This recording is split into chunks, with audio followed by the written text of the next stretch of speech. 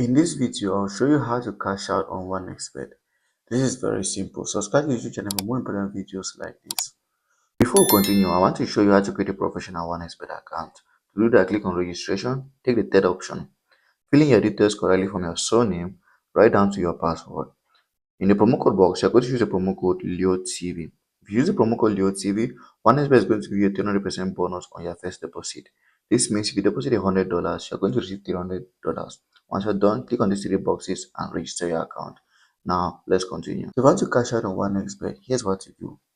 Click on menu, click on the settings, and you're going to see the option that says withdraw from account.